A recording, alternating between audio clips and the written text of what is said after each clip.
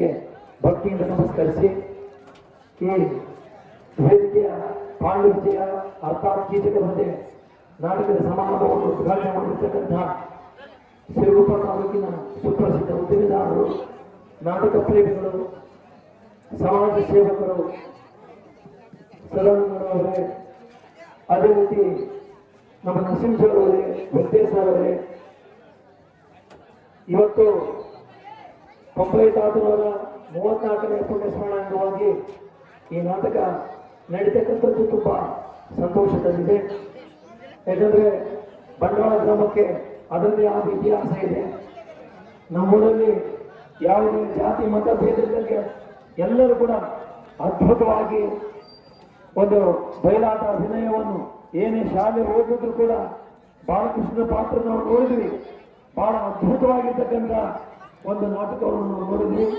ಅದೇ ರೀತಿ ಪ್ರತಿಯೊಬ್ಬರಿಗೂ ಕೂಡ ಇದೊಂದು ಕಲೆ ಇದೆ. ನಿಜವಾಗ್ಲೂ ಇಂತಹ ಒಂದು ಬಳ್ಳಾರಿ ಜಿಲ್ಲೆಯ ಗಂಡುಮೆಟ್ಟಿನ ಈ ಬಯಲಾಟದ ಕಲೆ ಉಳಿಬೇಕಾಗಿದೆ. ನಾವೆಲ್ಲರೂ ಸೇರಿ ಉಳಿಸಿ ಪ್ರತಿ ವರ್ಷ ಇಂಥ ನಾಟಕಗಳು ಆಡೋದ್ರ ಮೂಲಕ ಈ ಕಲೆಯನ್ನು ಉಳಿಸಬೇಕು. ಸದಾಶಿವಪ್ಪಣ್ಣನವರು ಬಂದಿದ್ದಾರೆ. ಅವರು ನಾಟಕ ಪ್ರೇಮಿಗಳು.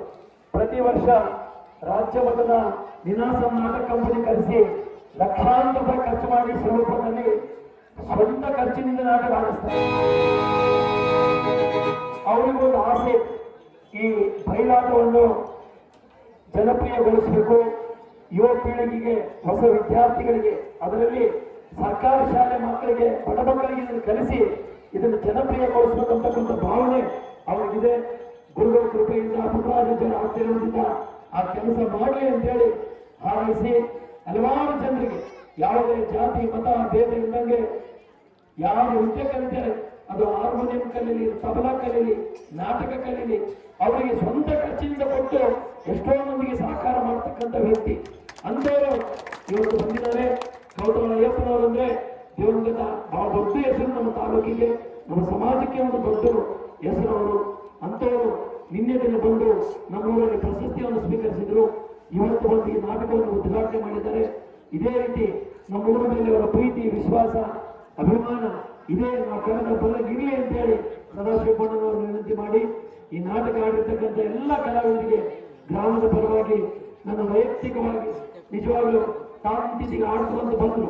ಇದೆಲ್ಲ ದೈವ ಕೃಪೆ. ನಾವು ಆಡ್ಸಕ್ ನಾವ್ಯಾರೋ, ಆಡಕ್ ನೀವ್ಯಾರು. ಆ ಭಗವಂತನ ಬಲಿಗಿದ್ರೆ ಇದಾಗಿದೆ. ನಿಮ್ಮ ಪ್ರೀತಿ, ವಿಶ್ವಾಸ ಸದಾ ಹಿಂಗೆ ಇರಲಿ ಅಂತೇಳಿ ಆ ಭಗವಂತನಲ್ಲಿ ಪ್ರಾರ್ಥನೆ ಮಾಡಿ ನನ್ನ ಎರಡು ಮಾತು ಎಲ್ಲ ಕಲಾವಿದರಿಗೂ ವಂದಿಸಿ ನನ್ನ ಎರಡು ಮಾತುಗಳನ್ನು ಮುಗಿಸ್ತಾ ಇದ್ದೀನಿ.